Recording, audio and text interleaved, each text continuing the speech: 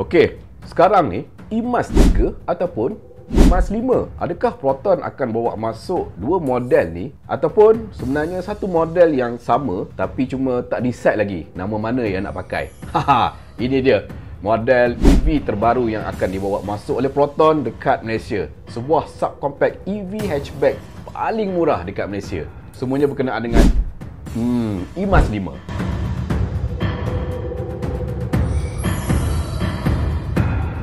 Assalamualaikum dan salam sejahtera. Okey, lagi model daripada Proton. Banyak betul model Proton yang akan masuk tahun ini 2025. Sebelum ni kita dah bincangkan berkenaan dengan model eMAS 7 PHEV yang akan masuk dekat Malaysia juga tahun ni. Tapi sebelum kemunculan eMAS 7 PHEV, akan munculnya sebuah EV yang boleh kata bajet paling murah dekat Malaysia. Rasanya Pro 2 pun dah tak terkejar lah untuk menjadi EV nasional pertama dekat Malaysia ni. Proton dah nak 2 EV dah masuk dekat Malaysia. Bayangan Pro 2 Emo ni bila muncul pun kita not sure lagi. Kali ni Proton akan betul-betul keluarkan EV yang sangat-sangat berpatutan. Untungnya kerjasama dengan Geely ni kita boleh guna pakai beberapa model yang dikeluarkan oleh Geely. Tak pula pening-pening macam Pro 2 nak keluarkan EV, part mana nak ambil kan. Sebab dia punya partner pun Toyota, Daihatsu pun tak tahu model EV jimat mana yang Pro 2 boleh bawa masuk. Proton senang, benda dah ada kan, bawa masuk je kat Malaysia, jual murah-murah. So untuk eMAS 5 ni Proton akan menggunakan model Geely Xiaomi Jingyuan. Payah betul nak sebut nama kan. Geely Jingyuan ni dia merupakan sebuah, macam aku cakap, sebuah subcompact EV hatchback yang murah di China, yang mana harganya kalau kita convert dekat Malaysia sekitar RM41,000 ke RM58,000. Murah kan? Tapi tak logik lah kalau Proton nak jual harga sekitar tu kan. Mungkin Proton akan jual mahal sikit lah. Berapa harga? Kau tengok dekat ujung video nanti. Sebelum kita cerita berkenaan dengan harga, kita tengok daripada segi reka bentuk dia. Reka bentuk bagi aku untuk eMAS 5 ni, dia mempunyai reka bentuk yang very aerodynamic. Garisan badannya bulat. Macam lebih kurang kita tengok reka bentuk pada eMAS 7. Bagi aku design eMAS 5 ni, dia nampak modern, futuristik tanpa kelihatan terlalu agresif. Sangat-sangat sesuai untuk pemanduan harian dalam bandar. Itu memang tujuan eMAS 5 ni Proton bawa masuk. Itulah tujuan dia. Reka bentuk depan yang sangat comel, bahagian belakang nampak moden. Overall daripada segi reka bentuk memang sangat-sangat sesuai untuk sebuah EV pemanduan harian. Sebab spek dia pun tak berapa gempak sangat pun. Spek nanti kita cerita. Kita tengok interior pula. Satu benda yang aku suka pada eMAS 5 ni, dia punya interior dia. Dia macam eMAS 7. Reka bentuk layout cabin dia very simple, very modern. Pada masa yang sama, nampak tak terlalu over complicated lah dia punya reka bentuk cabin kan. Seperti yang kita lihat pada model-model BYD, interior dia bagi aku complicated sangat.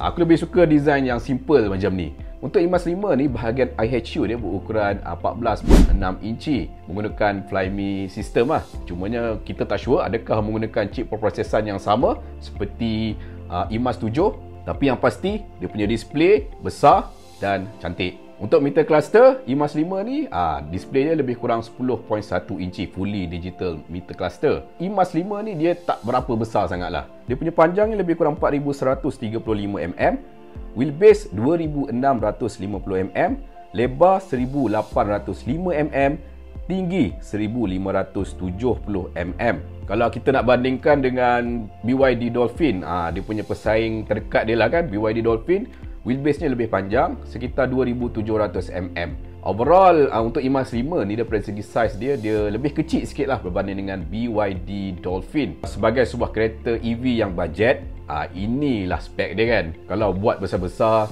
gempak-gempak, mahal pula harga dia kan.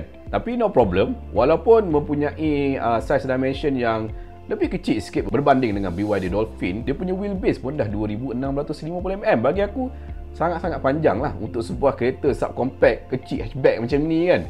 Dan aku expect dia punya keluasan mungkin akan lebih kurang je yang terdapat pada Pro 2 Myvi, which is okay lah kan. Dan yang paling penting, lebih sedap, lebih selesa lah daripada Pro 2 Myvi. Cerita berkenaan dengan seat ni, untuk IMAX 5 dia akan ada power seat adjustment dan ada juga 256 ambient lighting. Cumanya untuk model IMAX 5 ni kita not sure adakah Proton akan bawa masuk features ambient lighting ni. Kita harap Proton bawa masuk lah, sebab bagi aku features ambient lighting ni dah jadi satu benda wajib lah kereta-kereta moden sekarang kan. Dan ada juga 50 watt wireless charging. Bagi aku, dia punya exterior dan juga interior dia memang sangat-sangat sesuai sebagai sebuah subcompact hatchback EV yang bajet lah. Walaupun harga bajet, tapi kau dapat package yang macam ni, okey lah.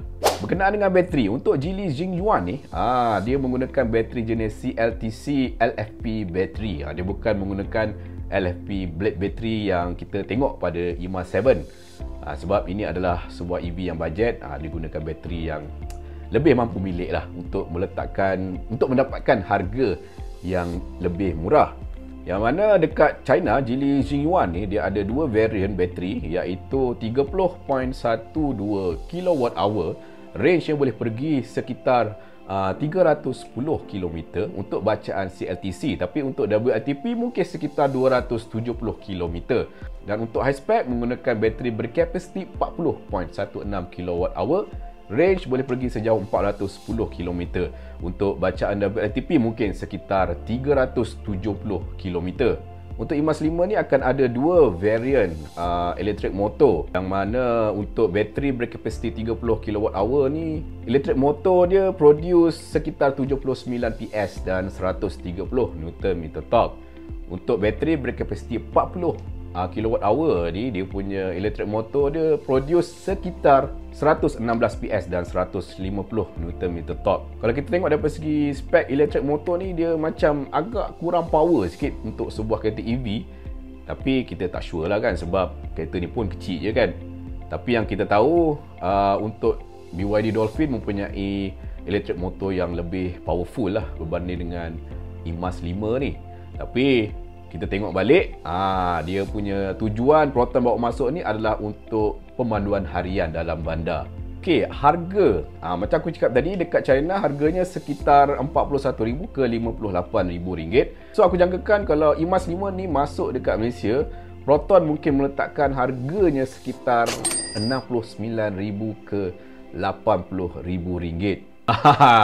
Harga yang sangat-sangat jackpot. Kalau betul harga ni Proton letakkan, confirm IMAX 5 ni akan jadi satu penanda aras EV subcompact paling laku, paling mantap sekali jualannya selepas IMAX 7. Kita tengok IMAX 7 harga dia 109 ke 123,000 pun dah jadi EV nombor 1 dekat Malaysia.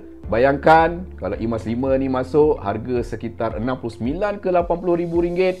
Termasuk bateri confirm IMAX 5 ni akan jadi EV subcompact nombor 1 dekat Malaysia juga. So, itu dia berkenaan dengan IMAX 5. Mungkin IMAX 5 ni akan jadi EV pertama yang korang akan beli.